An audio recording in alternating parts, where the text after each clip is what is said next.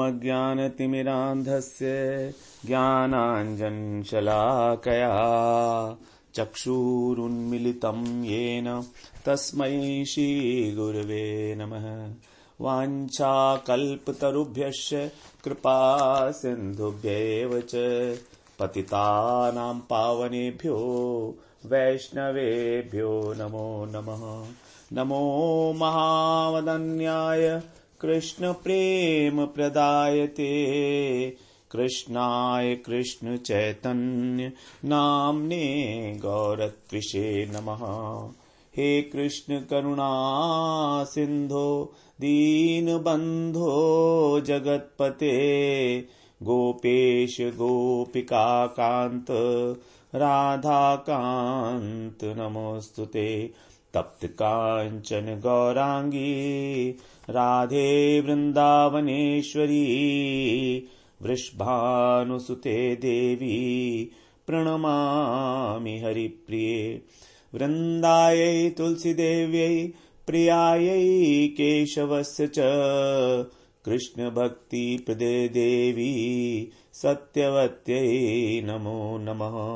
श्री कृष्ण चैतन्य प्रभो नित्यानंद श्री अद्वैत गदाधर शिवासादि गौर भक्त वृंद। हरे कृष्ण कृष्ण कृष्ण हरे हरे हरे राम राम राम हरे हरे। हरे कृष्णा। सर्वप्रथम मैं अपने गुरुपाद पद्म ओम विष्णुपाद अष्टोत्तर शत श्री श्रीमद् भक्ति वेदांत माधव गोस्वामी महाराज के चरण कमलों में अनंत कोटि दंडवत प्रणाम ज्ञापन करता हूं। हम लोग श्रीमद् भगवद गीता के 6 अध्याय का हम श्रवण कर रहे हैं, जिसका नाम है आत्म संयम योग। इसमें भगवान ने सबसे पहले कर्म योग, पहले श्लोक में कर्म योग की श्रेष्ठता प्रतिपादित की। फिर उसके बाद बताया कि जो सन्यास है वही योग है और जो संकल्पों का त्याग करता है उसी को योगी कह सकते हैं। फिर योगारूढ़ व्यक्ति कौन होता है और योगारुरुक्षु मतलब योग पर आरूढ़ होने के लिए योग की इच्छा करने वाला कौन होता है, यह बताया भगवान ने 3 और 4 श्लोक में। 5वें 6 श्लोक में भगवान ने आज्ञा दी कि तुम अपने मन के द्वारा उसको वश में करके अपनी आत्मा का उद्धार करो। तो जो मन वश में है वही हमारा मित्र है और जो मन वश में नहीं है वही हमारा शत्रु है। और अगर हमारा मन शत्रु है तो फिर वो हमको, हमारी आत्मा को अधोगति में ही ले जाएगा, अवसाद में ले जाएगा। अब यहां पर 7वें श्लोक में भगवान जो योगारूढ़ पुरुष है उसके लक्षण बता रहे हैं।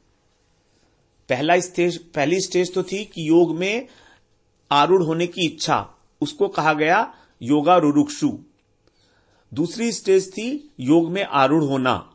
तो योग में आरूढ़ होने के बाद जो उसकी स्थिति है, जो उसके लक्षण है, वो यहां पर भगवान बता रहे हैं 7वें श्लोक में। तो 7वां श्लोक इस प्रकार से है।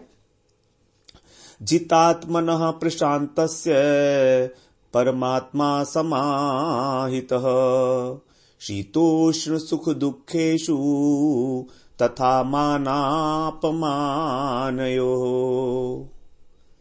जितात्मनः प्रशान्तस्य परमात्मा समाहितः शीतोष्ण सुख दुःखेषु तथा मानापमानयोः।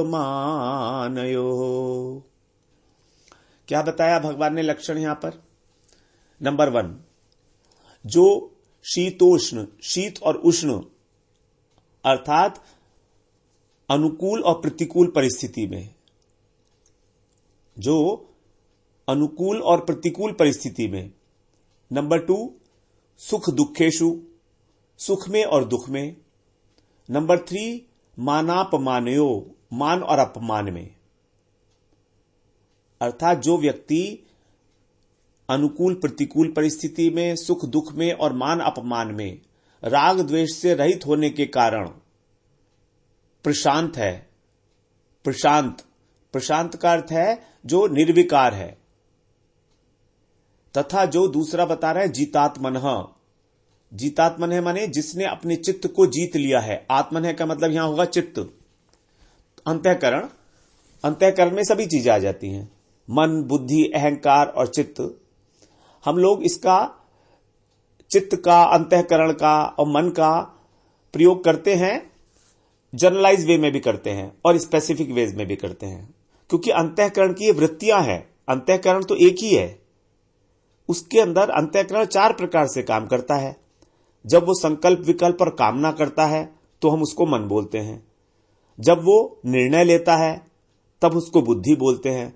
जब वो पुराने संस्कारों को स्टोर करने का एक स्थान होता है तब हम उसको चित्त बोलते हैं। और जब उसके अंदर अहम वृत्ति आती है कि ये मैंने किया, ये मैं ऐसा हूं, तो उसको अहंकार बोलते हैं। अंतःकरण तो एक ही है। तो यहां जितात्मनः का मतलब है जिसने सबको ही जीत लिया है, चारों को, अंतःकरण को जीत लिया, वशीभूत कर लिया है। तो क्या है, उसकी आत्मा जो है वो परमात्मा समाहित हो, अच्छी समाहित माने अच्छी प्रकार से, सम्यक रूप से स्थित है उसकी आत्मा।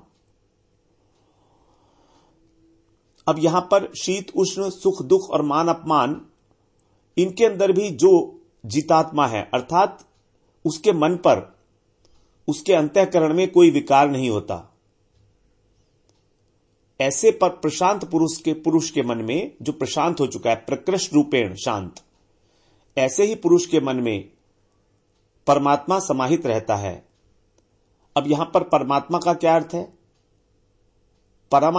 परमात्मा तो हमारे हृदय में अंतर्यामी रूप से तो विराजमान है ही, परमात्मा अंतर्यामी रूप से विराजमान है।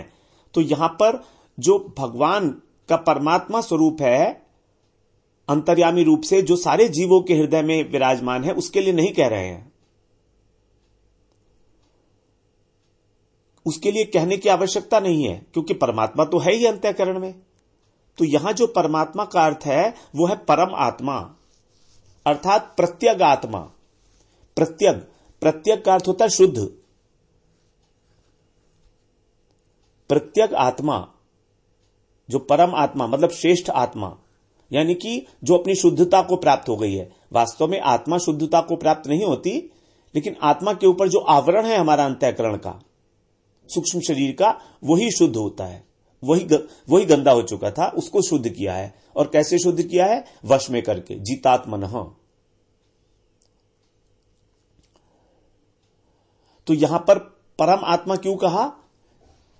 क्योंकि जो आत्मा है वो हमारी जो देह है, हमारा शरीर है, हमारी इंद्रियां हैं, हमारा मन है, बुद्धि है, इन सब से श्रेष्ठ है। इन सब से श्रेष्ठ होने के कारण उसको यहां पर परम आत्मा कह दिया गया है। यहां पर परमात्मा, अंतर्यामी परमात्मा की बात बिल्कुल नहीं है, क्योंकि आत्मा इन सब वस्तुओं से श्रेष्ठ है। तीसरे अध्याय में भगवान ने यह बात बताई थी, तीसरे अध्याय के 42वें श्लोक में, 42वें श्लोक में, इंद्रियाणि पराणि आहुर इंद्रियेभ्यः परम मनः, मनस्तु परा बुद्धिर्यो बुद्धे परतस्तु सः। इंद्रियाणि पराणि आहु, अर्थात इंद्रियां जो है हमारे स्थूल शरीर से श्रेष्ठ हैं, पर हैं। और इंद्रियेभ्यः परम मन है, इंद्रियों से मन परम है, अर्थात श्रेष्ठ है। यहां पे मन को कहा गया परम। फिर क्या कह रहे हैं? मनसस्तु परा बुद्धिर्यो, और बुद्धि जो है वो मन से भी परे है, मतलब बुद्धि मन से श्रेष्ठ है। और बुद्धे परतस्तु सह, और बुद्धि से भी जो श्रेष्ठ है वो है आत्मा, अत्यंत श्रेष्ठ है। परतस्तु सह, अत्यंत परे है वो। 42वें श्लोक में भगवान ने बताया था। तो इसलिए यहां पर परमात्मा जो है, जो शब्द इस्तेमाल किया गया है वो परम आत्मा के लिए, अर्थात आत्मा के लिए ही किया गया है। अब क्योंकि उसकी अंतःकरण शुद्ध हो चुका है, इसलिए उसके लिए परम आत्मा शब्द प्रयोग किया गया है यहां पर। तो परमात्मा समाहितः, अर्थात उसके बाद समाहित, तो इसका होगा अर्थ होगा परमात्मा परम समाहितः। आत्मा परम समाहितः। हम परम को आत्मा के बाद ले जा रहे हैं। अब आत्मा परम समाहितः, अर्थात समाहित का मतलब प्रतिष्ठित होना, अर्थात आत्मा अच्छी प्रकार से अपने शुद्ध स्वरूप में, श्रेष्ठ स्वरूप में, पर स्वरूप में, पर का मतलब है श्रेष्ठ, तो आत्मा अपने श्रेष्ठतम शुद्ध स्वरूप में प्रतिष्ठित हो गई है। क्योंकि हम लोग यहां पर परमात्मा का शब्द आत्मा क्यों ले रहे हैं? क्योंकि यहां पर आत्मा का ही प्रसंग चल रहा है। उद्धरेत आत्मना आत्मानम न आत्मानम अवसादेत आत्मई भी आत्मनो बंधुरात्मई रिपुरात्मनः।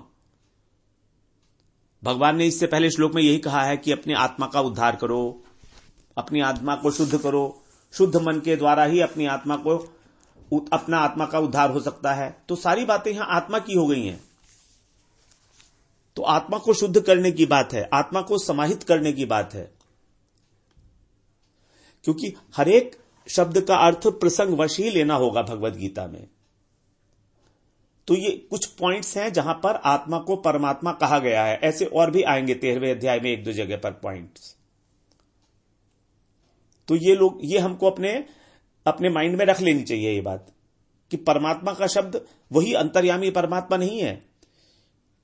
क्योंकि अगर वो अंतर्यामी परमात्मा लिए जाएंगे तो यहां पर स्पेशली कहने की क्या जरूरत है कि जितात्मन है प्रशांतस्य। अगर वो जितात्मा नहीं है, प्रशांत नहीं है, तो उस जीव के हृदय में भी तो भगवान रहते हैं, परमात्मा रहते हैं। तो फिर यहां परमात्मा क्यों कहेंगे अलग से जितात्मन है के साथ? यही कुछ बातें हैं जो हमको पता लगती हैं जब हम टीका पढ़ते हैं। अपने महाजनों की जब हम टीका पढ़ते हैं, जब उनका वही बता सकते हैं ये बात हमको। हमारे ख्याल में नहीं आ सकती हैं ये बातें, हम लोग नहीं सोच पाते हैं इस बात को। तो जब आत्मा अपनी शुद्ध स्वरूप में प्रतिष्ठित है, अर्थात आत्मा अपनी पूर्व अवस्था से अब परम हो चुकी है। पूर्व अवस्था से, पूर्व अवस्था की मतलब कब से? जब वो मन वश में नहीं था, जब इंद्रियां वश में नहीं थी, तब से। अब वो क्या हो गई है? प्रत्यग आत्मा। प्रत्यग आत्मा का मतलब शुद्ध जीवात्मा। तो शुद्ध जीवात्मा होने के कारण यहां परम शब्द के द्वारा कहा गया उसको। तो परम का शब्द हुआ, परम का अर्थ हो गया अतिशय रूपेण, अतिशय रूप से, अर्थात आत्मा अतिशय रूप से प्रतिष्ठित है। मतलब क्या हुआ इसका मतलब हो गया कि आत्मा जब अतिशय रूप से प्रतिष्ठित होती है तो वही इसको बोला समाहितः। तो यहां पर समाहितः का अर्थ हुआ समाधिस्थ, वो समाधि अवस्था तक पहुंच चुकी है। योगारूढ़ पुरुष के लक्षण बता रहे हैं ना ये, तो योगारूढ़ पुरुष की जो आत्मा होगी वो समाधि स्टेज तक चली गई है। हम लोगों ने पहले बात की थी, आपको ख्याल में होगा कि 3 स्टेजेस हैं, योगारूढ़, योगारूढ़ और योगाधिरूढ़। हमने कहा था योगाधिरूढ़ अवस्था जो है वो समाधि में प्राप्त होगी, लेकिन योगाधिरूढ़ अवस्था की जो बात होगी वो होगी निर्बीज समाधि में। जब तक सबीज समाधि है तब तक हम उसको योगारूढ़ी कह सकते हैं। यद्यपि योगारूढ़ की अवस्था हमारी ध्यान से शुरू हो जाती है, ध्यान और समाधि। समाधि फिर 2 प्रकार की बताई थी, संप्रज्ञात और असंप्रज्ञात। फिर असंप्रज्ञात समाधि जो थी वो थी 2 प्रकार की, सबीज समाधि और निर्बीज समाधि। तो जो निर्बीज समाधि है उसके अंदर उसको कहेंगे हम योगाधिरूढ़, योगा अधिरूढ़। और जो सबीज समाधि है उसके लिए कहेंगे हम लोग योगारूढ़। तो योगारूढ़ अवस्था दोनों स्टेजेस के लिए रहेगी, ध्यान अवस्था और समाधि अवस्था। इसलिए यहां पर आत्मा के लिए प्रत्यग आत्मा प्रयोग किया गया। देखिए 6ठा अध्याय थोड़ा मुश्किल है समझने के लिए, कुछ शब्दों का थोड़ा सा डिफिकल्ट है शब्द समझने, लेकिन हम लोग कोशिश कर रहे हैं कि एक क्लैरिटी हमारे मन में बन जाए, एक क्लैरिटी बन जाए। बस हमको बहुत ज्यादा डीपली इसको याद करने की आवश्यकता नहीं है इतनी, एक बार समझ लें इसको बस। भगवान का यही उद्देश्य है 6ठे अध्याय का कि 6ठा अध्याय और 13वां अध्याय मेरे को बहुत डिफिकल्ट लगता है। पांचवा भी डिफिकल्ट था, लेकिन छठा तो पांचवा बहुत डिफिकल्ट है, पांचवा भी, और छठा भी डिफिकल्ट हो जाता है, क्योंकि यहां पर ये दोनों सब्जेक्ट्स क्योंकि हमारे अपने नहीं है ना। हम बेसिकली हम लोग डिवोशन लाइन में, भक्ति लाइन में हैं। तो भक्ति लाइन के लिए जो ज्ञान की बातें हैं, कर्म संन्यास की और ध्यान योग की, हम लोग इसमें बहुत बहुत क्लियर नहीं है, लेकिन फिर भी इसको हम कवर कर रहे हैं अपने क्लासेस में, अपने लेसन्स में, जिससे कि हमारे मन में एक इमेज बैठ जाए, एक समझ में आ जाए, ब्रॉडली स्पीकिंग फ्रेमवर्क क्या है इनका। इसकी जो विस्तृत व्याख्याएं हैं वो तो फिर जब हम ध्यान योग पतंजलि का पढ़ेंगे उसमें, उसके बाद फिर जो ज्ञान योग है शंकराचार्य, आदि शंकराचार्य का अद्वैत मत के अनुसार, वो तो बहुत टिपिकल ग्रंथ हो जाते हैं, वहां पर हमारी पहुंच नहीं है। हम तो भगवत गीता में ही थोड़ा बहुत उसमें से समझने की चेष्टा मात्र कर रहे हैं बस। तो इसलिए आप अगर समझ में नहीं आती हैं कुछ शब्द भी, कुछ बातें भी, तो कोई बात नहीं है, उसमें चिंता नहीं करेंगे।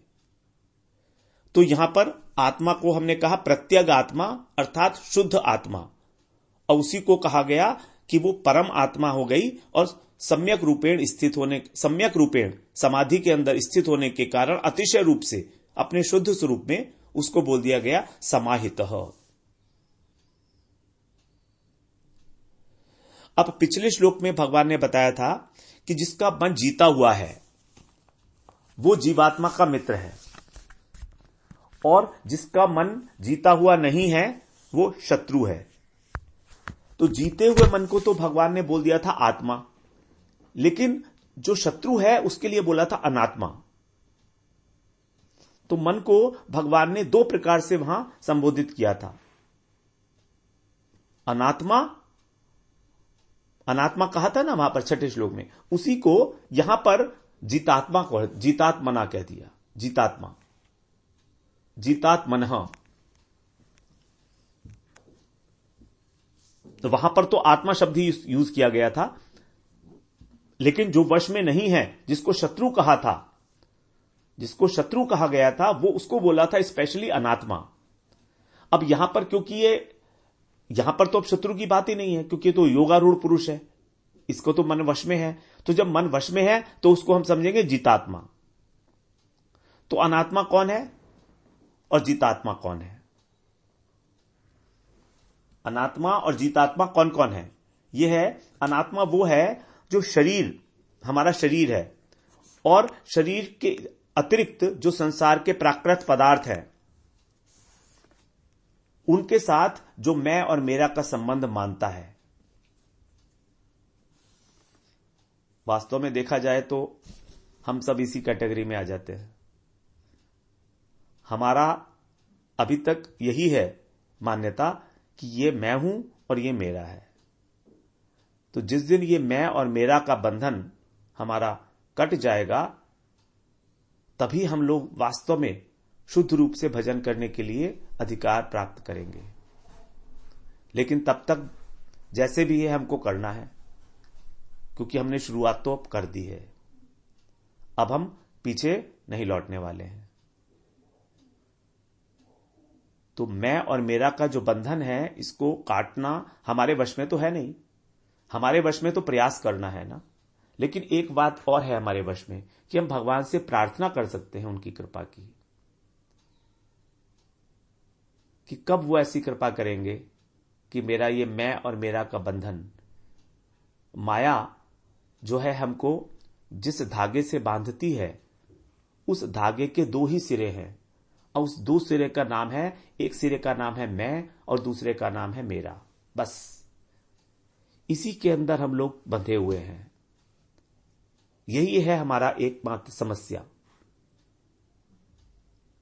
तो हमारा जो आइडेंटिफिकेशन है अपने शरीर के साथ तादात्म्य और संसार की वस्तुओं के साथ तादात्म्य, यही है हमारा शत्रु। हमारा मन जब ये तादात्म्य कर लेता है तो शत्रु बन जाता है। इसलिए उसको बोला अनात्मा। आत्मा का विपरीत अनात्मा। आत्मा चित्त वस्तु है, आत्मा चेतन तत्व है, और अनात्मा क्या है? अनात्मा जड़ है, इसलिए उसको अनात्मा बोला। अब दूसरा शब्द है जीतात्मा। तो जीतात्मा का मतलब क्या हो गया? जिसने जीता हुआ है अपनी आत्मा को। आत्मा को नहीं जीतते हैं वास्तव में। जीतना क्या है आत्मा को? अपने मन को जीतना, क्योंकि आत्मा शब्द के कई सारे अर्थ है ना। तो हमको जहां पर जो ठीक लगता है हम वही उसी अर्थ को ग्रहण करेंगे।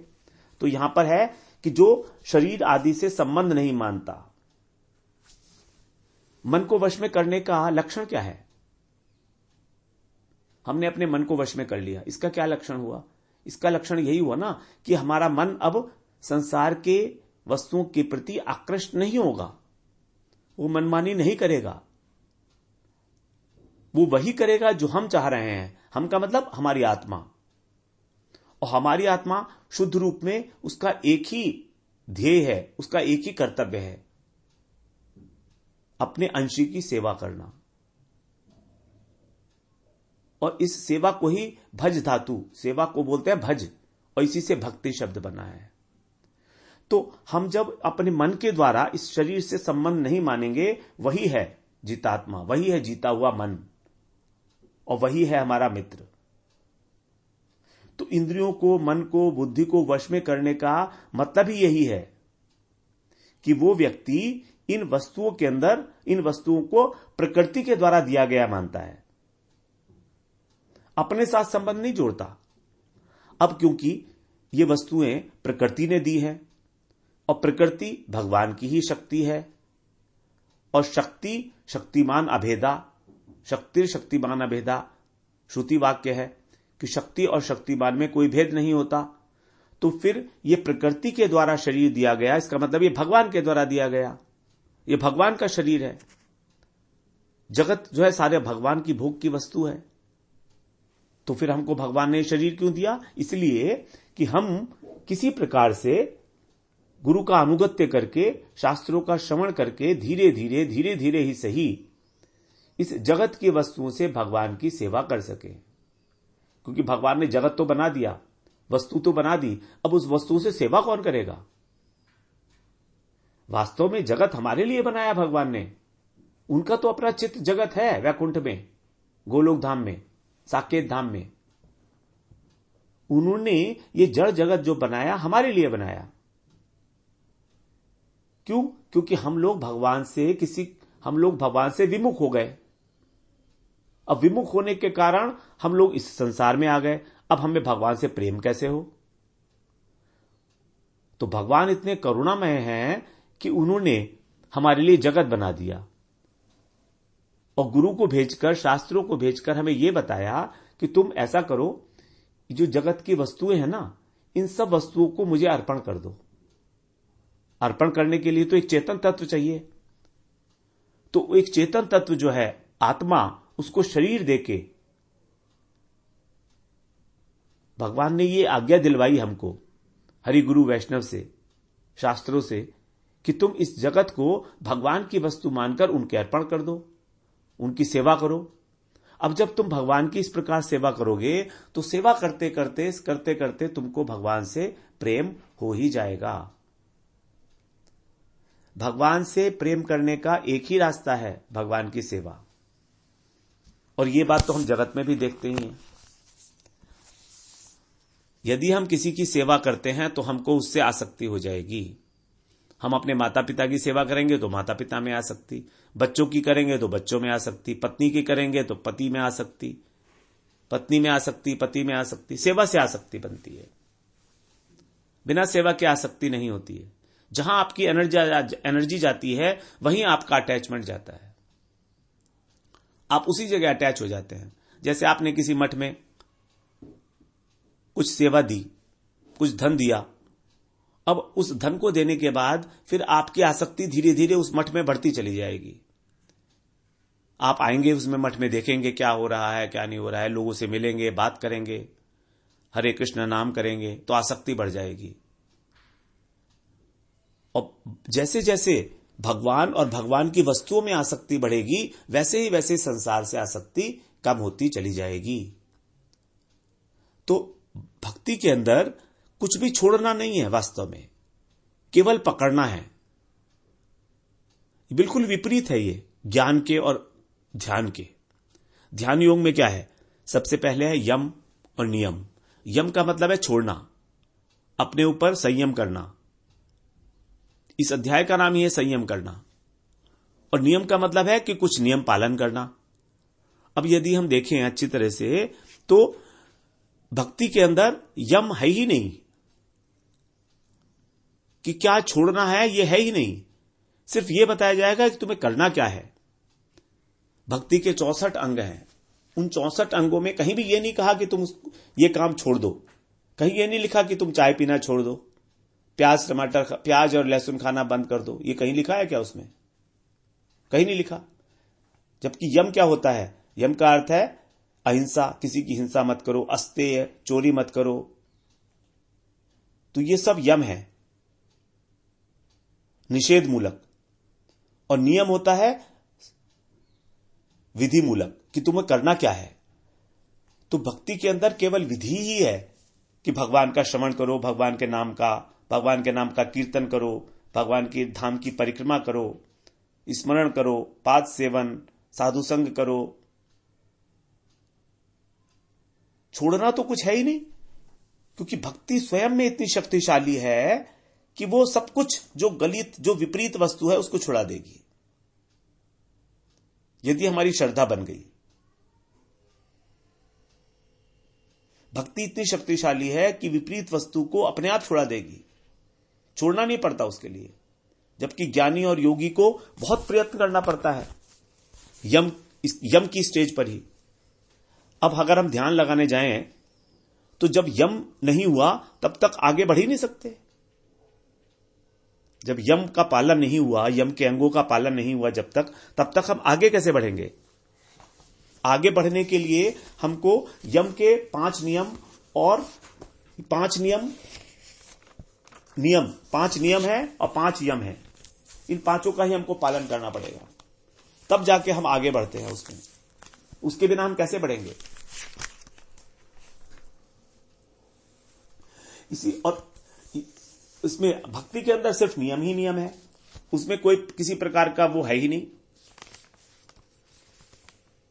यम है ही नहीं, उसमें छोड़ने की कोई बात ही नहीं, चर्चा ही नहीं की गई है। तो इसीलिए हम लोगों को बड़ी सावधानी से इसमें प्रवेश करना चाहिए अपने को। तो जीतात्मा का हम लोग बात कर रहे थे कि जीतात्मा कौन है? जिसने अपनी इंद्रिय मन बुद्धि को वश में कर लिया है और वो प्रकृति प्रदत्त मानता है इनको, अर्थात भगवान की वस्तु मानता है और इनसे संबंध नहीं जोड़ता। अब शीत और उष्ण का मतलब क्या है? शीत का मतलब होता है शीतलता, और उष्ण का मतलब होता है गर्मी। तो हमको गर्मी सहन नहीं होती है, शीतलता फिर भी हम लोगों के लिए अच्छी होती है। तो शीतलता जो है उसको बोलते हैं हम अनुकूल, और गर्मी का मतलब है प्रतिकूल। तो यहां पर केवल सर्दी गर्मी की बात नहीं हो रही है, क्योंकि सर्दी गर्मी तो सिर्फ त्वचा के विषय है। यहां पर शीत और उष्ण का मतलब है अनुकूल और प्रतिकूल परिस्थिति। अनुकूल और प्रतिकूल परिस्थिति, यही है यहां पर शीत और उष्ण का मतलब। फिर हम इसी की चर्चा आगे बात करेंगे। सुख और दुख, मान और अपमान, ये किस प्रकार भगवान ने बताया यहां पर। वांछा कल्पतरुभ्यश्च कृपा सिंधुभ्य एव च पतितानां पावनेभ्यो वैष्णवेभ्यो नमो नमः।